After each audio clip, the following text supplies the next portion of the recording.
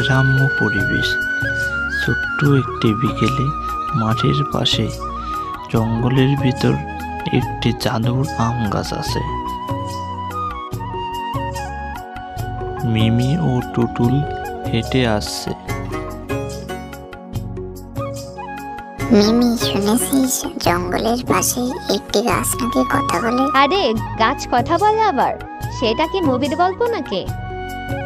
না রে, দাদু বলেছে ওইটা একটা জাদুর আম গাছ। আচ্ছা চল তাহলে আমরা যেয়ে বরং দেখে আসি। আচ্ছা চল, আমরাও একটু দেখে আসি তাহলে গাছটা। মিমি ও টুটুল গাছটিকে দেখার জন্য দুজনেই রওনা দেয়। জঙ্গলের দিকে যেতে থাকে তারা।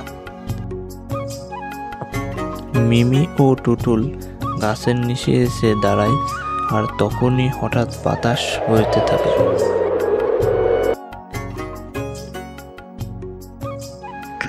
এসেছো আমার কাছে? কি চাই তোমাদের? আমি চাই আমাদের গ্রাম যেন সবসময় হাসি খুশি থাকে। আমি কোনো সাধারণ গাছ নই, আমি হলাম জাদুর গাছ। আমার আম খেলে মানুষের যে কোনো ইচ্ছা পূরণ হয়। ও তাই নাকি? তাহলে আমার একটা আম দাও, আমি একটা ডাইনোসর দেখতে চাই।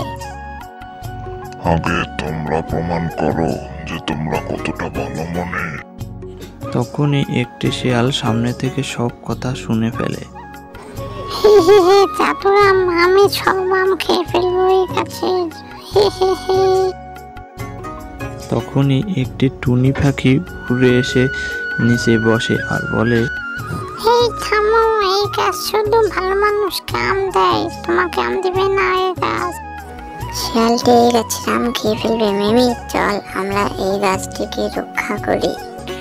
বন্ধুরা, পরবর্তী পর্ব দেখার জন্য ভিডিওতে লাইক দিয়ে কমেন্ট করুন আর চ্যানেলটিকে সাবস্ক্রাইব করে বেল বাটনটি অন করে রাখুন সবাই।